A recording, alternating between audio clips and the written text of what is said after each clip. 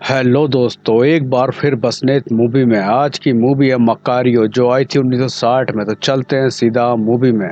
हम देखते हैं मैक्सिको का एक छोटा सा शहर, जहां मकारियो नाम का एक लकड़हारा होता है, जो कि लकड़ी बेच के अपनी जीविका चलाता है। अब हम मकारियो के परिवार की तरफ चलते हैं, जहां वो एक त्योहार की तैयारी कर रहे होते हैं, जो साल में एक बार आता है, जहां वो अपने मरे हुए पूर्वजों को याद करते हैं और उनके लिए तरह तरह के पकवान बनाए जाते हैं। जिसकी जैसी सामर्थ्य वैसी ही करता है। मगर मकारियो के परिवार की हालत बहुत खस्ता होती है। जबकि मकारियो की लड़की बोलती है, लोगों ने तरह तरह की चीजें बनाई हैं अपने पूर्वजों के लिए।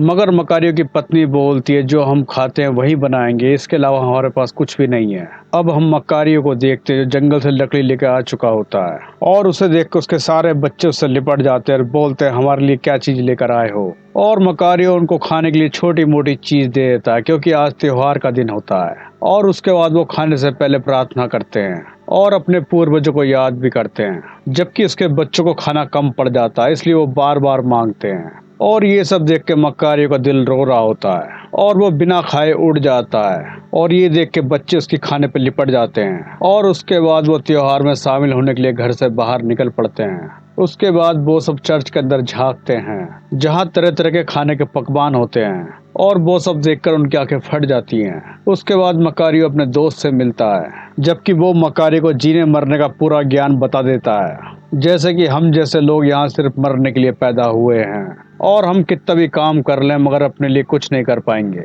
जबकि मकारियो की पत्नी के घर में जाती है कपड़े देने के लिए, क्योंकि वो कपड़े धोने का काम करती थी। जबकि वो दोनों आज के दिन इसलिए काम कर रहे होते कि आज उन्हें एक्स्ट्रा पैसे दिए जाएंगे टिप के तौर पर। फिर हम मकारियो को देखते हैं, जो एक बेकरी में पहुंच जाता है और वो अपनी लकड़ियां यहीं दिया करता है। और तभी उसकी नजर टर्की पे पड़ जाती है, जो कि किसी का ऑर्डर होता है फेस्टिवल के लिए। मगर टर्की को देखकर मकारियो के मुंह में पानी आ जाता है और वो उसे देखता ही रहता है, जैसे वो आंखों से खा लेगा उसे। और मकारियो टर्की को तब तक देखता है जब तक वो ओवन के अंदर नहीं चली जाती। और उसके बाद वो पैसे लेकर अपने फैमिली के पास आ जाता है। फिर वो कुछ लोगों को देखता है, जो टर्की लेकर अपने पूर्वजों को चलाने के लिए जा रहे होते हैं। जबकि मकारियो भी उनके संग संग चल रहा होता, टर्की को देखता हुआ।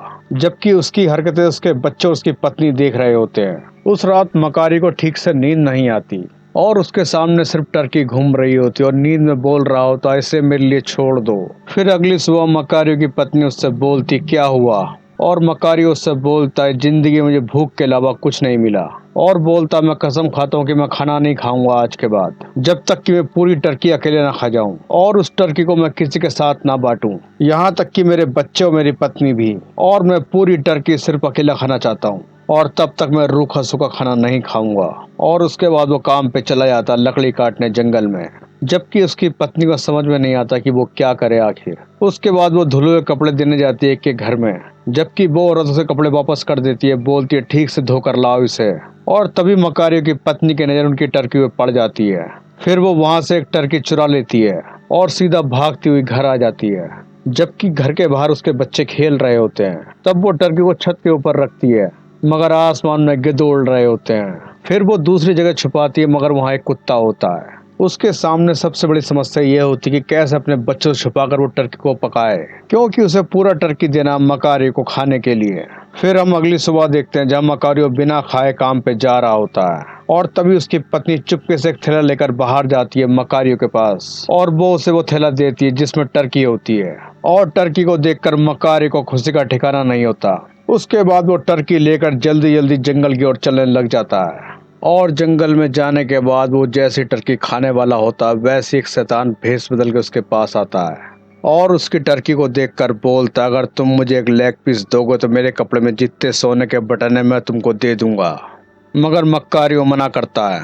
उसके बाद वो शैतान बोलता, अगर तुम मुझे इसका विंग्स दोगे तो मैं तुम्हें पूरा जंगल दे दूंगा। ये सुनकर मकारियो बोलता, अगर ये जंगल तुम्हारा होता तो मैं इतने साल से यहाँ लकड़ी काट रहा हूँ, तुमने मुझे रोका क्यों नहीं। और ये सुनकर वो शैतान गायब हो जाता है।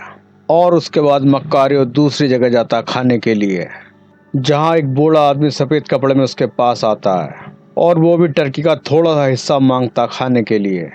मगर मकारियो को लगता है ये ईश्वर हैं, और इसलिए मकारियो उनसे बोलता, तुमको इसकी जरूरत नहीं है मगर मुझको बहुत है, और तुम तो अपनी इच्छा से कुछ भी खा सकते हो। और उसके बाद वो बूढ़ा आदमी वहां से गायब हो जाता है। मक्कारियो एक बार फिर से जगह की तलाश करता है टर्की खाने के लिए। और जैसे ही खाने वाला होता है तभी एक किसान टाइप का बंदा उसके पास आता है, जिसे अब हम डेथ के नाम से जानेंगे। और वो मक्कारियो से बोलता, मैं कई दिनों से भूखा हूँ और मुझे ऐसे खाने की तलाश थी। मक्कारियो समझ लेता है इसे वाकई में बहुत भूख लगी है। और उसके बाद जाने क्या सोचकर मक्कारियो उस टर्की के दो हिस्से कर देता है। और उसके बाद वो दोनों अपना अपना हिस्सा खा लेते हैं। और खाने के बाद डेथ उससे पूछता है, तुमने मुझसे पहले दो आदमी को क्यों मना करा खाने के लिए। इस पर मक्कारियो बोलता, वो एक शैतान था, जबकि दूसरा बूढ़ा आदमी ईश्वर था, और ईश्वर को ऐसे खाने की इच्छा नहीं होती। और अब बचे तुम, मुझे लगा तुम वाकई में भूखे थे। और मक्कारियो की बातें सुनकर डेथ खुश हो जाता है और उससे बोलता, मैं इसके बदले तुमको कुछ देना चाहता हूँ। और उसके बाद डेथ जमीन पर पैर फैलाता है, जिससे वहाँ एक पानी की धार निकल जाती है। फिर डेथ मक्कारियो से बोलता, अपने पीने का पानी का बर्तन मुझे खाली करके दो। और उसके बाद डेथ उसके बर्तन को उस पानी से भर देता है और उससे बोलता, ये मामूली पानी नहीं है, और अगर किसी मरते या बीमार आदमी को इसकी एक बूंद पिला दो तो वो ठीक हो जाएगा। और जब तुम इसकी बूंद किसी बीमार आदमी को पिला रहे होगे तो मैं तुम्हारे पास होऊंगा उस टाइम। और अगर मैं बीमार इंसान के पैर की तरफ हुआ तो तुम उसे एक बूंद पिला देना। और अगर मैं सर की तरफ खड़ा हुआ तो उसे कुछ ही मत देना, यानी कि वो मरने वाला है अब। और इसलिए इसका पानी जाया मत करना, ये तुमको एक बार मिला है, दोबारा नहीं मिलेगा। और इस पानी से बेसहारा मरीजों को ठीक करना। और ये बोलकर डेथ वहां चला जाता है। जबकि हम मक्कारियो के घर की तरफ देखते हैं, जहां उसका बच्चा कुएं में गिर गया होता है, मगर उसे निकालने के बाद वो बेहोश होता है, जबकि उसकी सांसें भी बहुत कम चल रही होती हैं। और जैसे ही मक्कारियो को घर आने के बाद पता चलता है तो वो सीधा अपने बच्चे के पास जाता है और अपने बच्चे के हालत को देखकर वो सबको कमरे से बाहर भेज देता है। उसके बाद मक्कारियो अपने बर्तन में से पानी निकालता है और तभी वहां डेथ भी आ जाता है, जो बच्चे के पैर की तरफ होता है। मतलब कि पानी की बूंद देकर ये बच्चा बच जाएगा। और मक्कारियो अपने बच्चे को पानी पिला देता है, जबकि डेथ वहां से गायब हो जाता है और बच्चा भी बिल्कुल ठीक हो जाता है। और ये देखकर सारे लोग खुश हो जाते हैं। मगर ये खबर अगले दिन सारे शहर में फैल जाती है कि मक्कारियो ने अपने बच्चे को ठीक कर दिया। और उस रात मक्कारियो घर एक शख्स आता है जिसका नाम डॉन रामीरो होता है, जो कि उस शहर का धनी आदमी होता है, जो कि अपनी पत्नी के इलाज के लिए उसके पास आया हुआ होता है। पहले तो मक्कारियो उसे मना कर देता है, मगर डॉन बोलता, जो तुमको चाहिए वो तुमको मैं दे दूंगा। फिर मक्कारियो मान जाता और उसके घर आ जाता है, जहाँ एक डॉक्टर पहले से होता है। फिर मक्कारियो बोलता, मुझे अकेला छोड़ दो। जिस पर डॉक्टर गुस्से से डॉन से बोलता, विज्ञान की दुनिया में तुम भूत प्रेत के चक्कर में पड़ गए। मगर डॉन अपने साथ उसे बाहर ले जाता है। फिर कमरे के अंदर डेथ प्रकट हो जाता है, जो कि पैर की तरफ बैठा होता है मरीज के। मतलब कि आज की रात मक्कारियो को सफलता फिर से मिल जाएगी। उसके बाद वो पानी की बूंद उसे पिला देता है और वो ठीक हो जाती है। डॉन ये देखकर बहुत खुश होता है, मगर मक्कारियो डॉन से कुछ ज्यादा पैसे मांग लेता है। पहले तो डॉन आनाकानी करता है, बोलता है, मैं डॉक्टर को सिर्फ इतने पैसे दिया करता था। मगर मक्कारियो बोलता है, मैंने तुम्हारी मरती हुई पत्नी को बचाया है। और कुछ सोचने के बाद डॉन उसे सारे पैसे दे देता है। जबकि मक्कारियो के जाने के बाद वो हिसाब किताब करने लग जाता है। डॉन डॉन की पत्नी बोलती है, तुम क्या कर रहे हो। इस पर डॉन अपनी पत्नी से बोलता है, जल्दी मुझे बताओ हमारे रिश्तेदार में कौन कौन बीमार पड़ा हुआ है। उसके बाद डॉन एक लिस्ट बनाता है जिसमें अमीर बीमार लोग होते हैं। जबकि हम मक्कारियो को देखते हैं, जो उस डॉन के पैसों से ऐश कर रहा होता है, जहां सब ने अपने तन में नए कपड़े डाले हुए होते हैं और टर्की का आनंद ले रहे होते हैं। मगर डॉन बहुत तेज होता है, उसने सभी अमीर बीमारों को अपने घर में बुला लिया होता है और मक्कारियो को ठीक करने के बाद वो उनसे मोटी रकम लिया करता था, जिससे डॉन उसे आधी रकम दिया करता था, आधी खुद रखता था। और इस तरह उनके कस्टमर बढ़ते ही जा रहे थे। जबकि ये सब देखकर डॉन का पुराना डॉक्टर उनसे चिढ़ता है और इस तरह मक्कारियो डॉन के चक्कर में पड़ चुका था, क्योंकि अब वो सिर्फ अमीरों का इलाज करने लगा था, जिनसे मोटी रकम वसूल करी जाए। और डॉन के चक्कर में मक्कारियो भी अमीरों की लाइन में शामिल होता जा रहा था।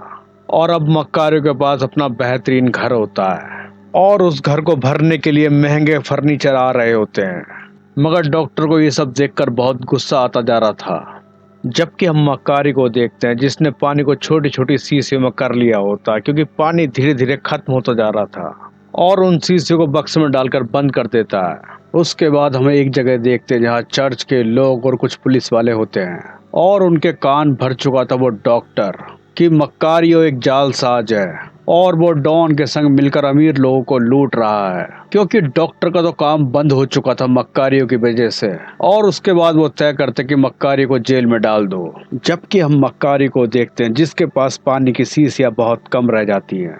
उसके बाद वो उनमें से एक शीशी उठा लेता है और वो शीशी ले जाकर अपनी पत्नी को देते हुआ बोलता है ये हमारे परिवार के लिए है, जबकि उसकी पत्नी उस पानी के बारे में पूछती है तुमको वो कहाँ से मिला था, मगर मक्कारियो नहीं बताता, बोलता बस ये शीशी अपने पास रख लो अब। मगर उसके जाने के बाद वहाँ पुलिस वाले आ जाते हैं और वो घर की पूरी तलाशी लेते हैं, जहाँ वो पानी की शीशियां उन्हें मिल जाती है और वो उन्हें फोड़ देते हैं। उसके बाद वो मक्कारियो को भी पकड़ लेते हैं। अब वो चर्च के लोगों के सामने होता है, जहाँ उसे धोखेबाज कहा जाता है, मगर मक्कारियो मना करता, मैं धोखेबाज नहीं हूँ। उसके बाद मक्कारियो को अपनी काबिलियत साबित करने का एक मौका मिलता है, जहां मक्कारियो के संग एक षड्यंत्र खेला जाता है। फिर वो कुछ बीमार लोगों के बीच में एक अच्छा इंसान डालते हैं और मक्कारियो के सामने शर्त होती है कि कौन बचेगा कौन मरेगा, जबकि हम उस आदमी को देखते जो बिल्कुल ठीक होता है, मगर वो डर के कारण बहुत परेशान होता है। उसके बाद मक्कारियो को वहां लाया जाता है और अकेला छोड़ दिया जाता है, मगर वो अच्छा इंसान दिमागी टेंशन से रो रहा होता है। उसके बाद मक्कारियो हर बीमार इंसान के पास जाता है और तभी वहाँ डेथ भी आ जाता है, जो कि हर बीमार इंसान के पैर की तरफ खड़ा होता है। मगर जैसे मक्कारियो उस ठीक इंसान के पास जाता है तो डेथ उसके सर की तरफ खड़ा होता है, मतलब कि यह आदमी मरने वाला होता है और वो बाहर जाके बता देता कि कौन मरने वाला है। और जब अंदर आके उस आदमी को देखते तो वो यकीन नहीं करते, मगर उन्हीं के सामने वो आदमी मर जाता है, जिससे उन सबको मानना पड़ता है। मगर उसके बावजूद भी उसे जेल में डाल दिया जाता है, जहां उसको एक परीक्षा और देनी होगी और उसे शहर के बायसराय के बच्चे को ठीक करना होगा, और अगर नहीं कर पाया तो मौत की सजा मिलेगी उसे। उसके बाद उसकी पत्नी उससे जेल में मिलने आती है और उसे पानी की वो शीशी देती है जो उनके परिवार के लिए थी। उसके बाद हम मक्कारियो को देखते हैं जहां उस बच्चे के साथ उसे छोड़ दिया जाता है जो कि बीमार होता है, मगर तभी वहां डेथ आ जाता है और वो बच्चे के सर की तरफ खड़ा हो जाता है, मतलब कि ये बच्चा मरेगा ही। और उसके बाद मक्कारियो भी, जबकि मक्कारियो डेथ से बोलता तुम मेरे साथ ऐसा खेल मत खेलो, तुम पैर की तरफ खड़े हो जाओ जिससे ये ठीक हो जाए और मुझे अपने बच्चों के लिए जीना है। मगर डेथ नहीं मानता। उसके बाद मक्कारियो पलंग घुमा देता है जिससे डेथ सर की जगह पैर की तरफ हो जाए, मगर डेथ फिर से सर की तरफ हो जाता है। और जब मक्कारियो हार जाता तो वो वहां से भाग जाता है, क्योंकि उसे मरना नहीं है, और वो भागता हुआ जंगल की ओर चला जाता है, जहां उसकी मुलाकात फिर से शैतान से हो जाती है, जो उसे फिर से लालच दे रहा होता है। उसके बाद उसकी मुलाकात ईश्वर से होती है और वो बोलता कि भागो मत मक्कारियो, मगर मक्कारियो को कुछ नहीं सूझता, वो सिर्फ डेथ को ढूंढता है और उसकी मुलाकात डेथ से हो जाती है एक गुफा में। उसके बाद मक्कारियो डेथ से बोलता तुमने मेरे साथ ऐसा क्यों करा। उसके बाद डेथ उससे बोलता मैं तुमको वो चीज दिखाता हूँ जो जिंदा इंसान कभी नहीं देख सकता। उसके बाद डेथ उसे ऐसी जगह ले जाता है जहाँ अनगिनत मोमबत्ती जल रही होती है। डेथ मक्कारियो से बोलता है यहाँ हर किसी की जिंदगी की मोमबत्ती जल रही है और एक दिन उसे इस दुनिया से जाना ही होगा। उसके बाद डेथ बायसराय के बच्चे की मोमबत्ती दिखाता है जो कि किसी भी टाइम बुझने वाली होती है, और ये सब देखकर मक्कारियो बोलता है मेरी मोमबत्ती कहाँ है। फिर डेथ उसकी मोमबत्ती उसे दिखाता है जहाँ उसकी मोमबत्ती के आसार अच्छे नहीं होते। फिर मक्कारियो डेथ से बोलता मैं इसे बुझने नहीं दूंगा, और वो अपनी मोमबत्ती लेके वहां से भाग जाता है, जबकि डेथ उसका नाम बोलता रहता मक्कारियो मक्कारियो।